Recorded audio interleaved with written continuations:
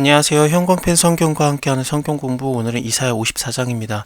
잉태하지 못하며 생산하지 못한 너는 노래할저다. 이 부분은 갈라디아서 4장 27절에 바울이 인용합니다. 그 부분에선 자유자의 아들이라든지 아니면은 육체의 아들, 그래서 아브라함의 두 아내가 되겠죠. 일단은 정실 부인인 사라를 통해서 낳은 자유자의 아들 이삭과 여종 하가를 통해서 낳은 이스마엘, 그래서 몸의 자식, 육체의 자식을 얘기하면서 너희는 그리스도로 말미암아 다 자유케 된 자들이다. 더 이상은 종의 멍에를 매지 말지니라 라고 5장까지 쭉 이어지거든요. 그 부분에서 이 구절이 인용이 됩니다. 잉태하지 못하며 생산하지 못한 넌 노래할지어다. 그리고 구로하지 못한, 낳을 때의 진통, 그런 것을 겪지 못한 넌 노래할지어다. 홀로 된 여인의 자식이 남편 있는 자의 자식보다 많음이라. 여호와의 말이니라. 결론적으로 예수 그리스도를 통해서 다 구원받아서, 이방인까지도 구원받아서 모든 자들이 하나님께로 돌아오고 하나님의 자녀가 된다는 말이 이렇게 인용이 되는 겁니다. 53장에서 예수 그리스도께서 우리를 위해서 맞으시고 찔리시고 고통당하시고 징계를 당하시고 죽으셨기 때문에 우리가 나음을 입었지 않습니까? 모든 죄악을 예수님께서 담당하셨으니까요. 그래서 예수 그리스도의 그 십자가의 고난으로 말미암아 우리는 하나님의 자녀로 태어난 거예요. 그렇기 때문에 너의 장막의 털을 넓혀라. 너의 처소의 휘장을 아끼지 말고 널리 펴라. 너의 줄을 길게 하고 너의 말뚝을 견고히 할저다. 집을 좀 넓히는 것 같은, 하나님의 나라의 백성들이 많아지니까, 그 자녀들이 많아지니까 좀 더 집을 확장하는 겁니다. 이는 네가 좌우로 퍼지며, 히브리어로 보면은 사방으로 탁 터지듯이 퍼지는 그런 느낌입니다. 갑작스럽게 퍼지는 그런 표현입니다. 너의 자손은 열방을 얻는다. 황폐한 성읍들로 사람 살 곳이 되게 할 것임이니라. 하나님의 나라의 백성이 많아지기 때문에 이런 건데, 49장을 볼 때 너가 눈을 들어서 사방을 봐라. 그들이 다 모여서 너에게로 오느니라. 나 여호와가 이르노라. 내가 나의 삶으로 맹세하노니 네가 반드시 그 모든 무리로 장식을 삼아 몸에 차며 띠띠기를 신부처럼 할 것이라.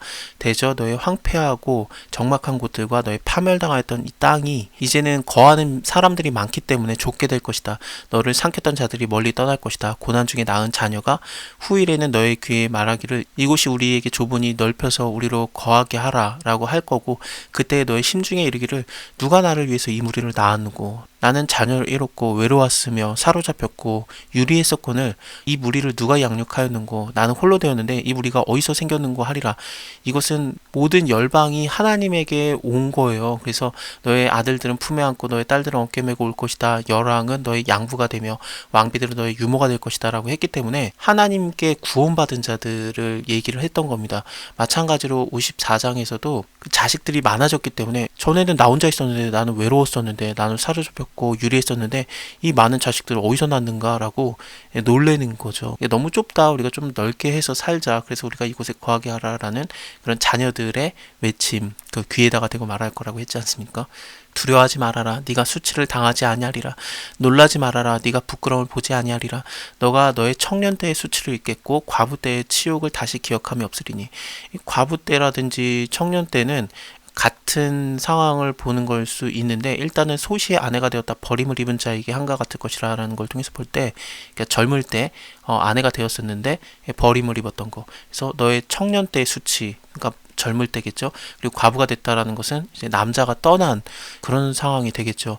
일단은 뭐 역사적으로 본다라면은 바벨론에게 사로잡혀 간다든지 뭐 아수르가 침략을 한다든지 그래서 남자들이 많이 죽어서 과부가 될 때도 있겠지만, 이것은 하나님을 떠난, 그래서 과부가 된 그런 것을 얘기하는 게 더 옳습니다. 왜냐하면 5절에 이는 너를 지신 자가 네 남편이라고 했기 때문에 남편이신 하나님을 떠난 상태에서의 그 관계가 단절된 상태에서의 그 치욕을 다시는 기억함이 없다. 그 이름은 만군의 여호와시며 너의 구속자는 이스라엘의 거룩한 자시라.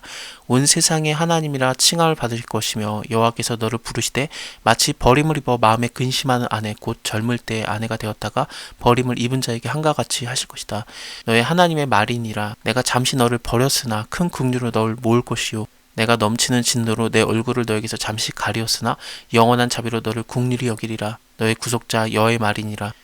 49장을 보면은 이런 표현들이 한 번 더 나왔었습니다. 오직 시온이 말하기를 여호와께서 나를 버리셨다, 주께서 나를 잊으셨다 하였거니와 여인이 어찌 그 젖먹는 자식을 잊겠느냐, 자기 태에서 난 아들을 긍휼히 여기지 않겠느냐.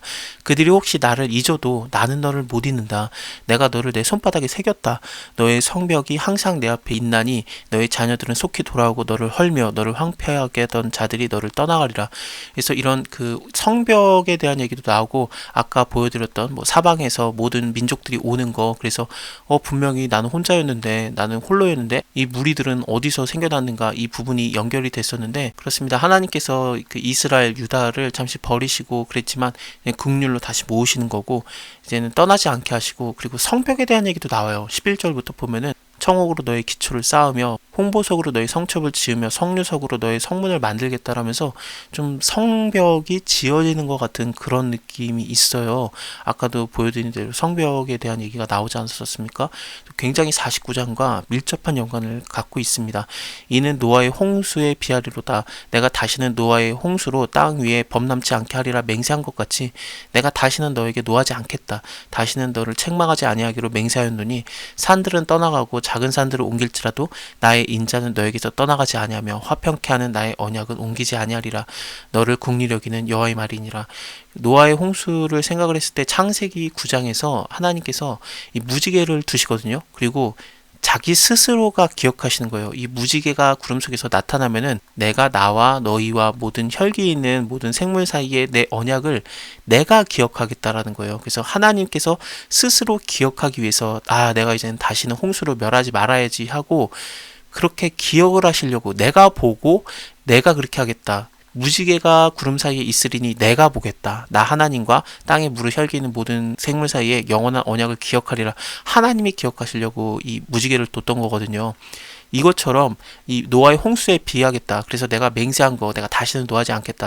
산들이 옮겨진다든지 아니면은 산들이 떠나가는 거, 물론 그럴 수 있죠. 왜냐하면은 뭐 산이 영원히 거기 있는 것 같지만 10년이면 강산이 변한다고 굉장히 많이 변해지고 바뀌어요. 그렇게 변해질 때 하나님께서 그걸 보고 기억하시는 거죠. 산은 옮겨줘도 내가 이 나의 인애, 인자, 내 긍휼함, 나의 사랑은 떠나지 않아야지.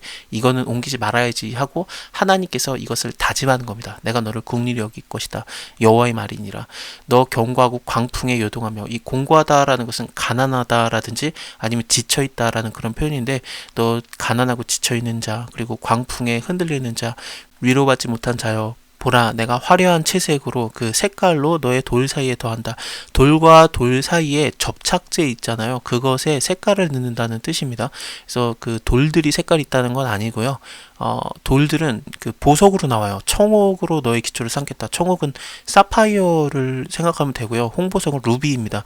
루비로 너의 성첩을 지으며, 성첩이 뭔지는 정확하지 않아요. 태양이라는 단어와 연관이 있는 그런 히브리 단어인데 뭔가 빛나는 듯한 느낌이 있을 것 같아요. 그래서 빛나다.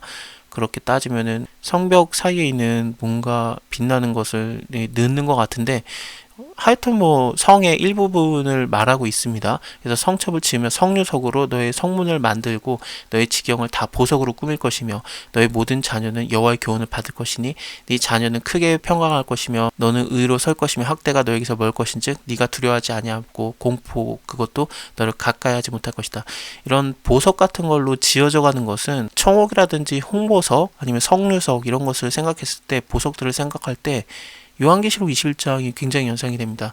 성곽이 지어지는데 각각 보석들로 꾸며지는데 그 기초석이 벽옥이고 남보석이라든지 옥수, 녹보석, 홍마노, 홍보석 이런 게 지어지거든요. 결론적으로 말씀드리면 예수 그리스도, 성전 대신 예수 그리스도와 연하여서 지어지는 우리들, 그러니까 믿는 자들을 얘기해요.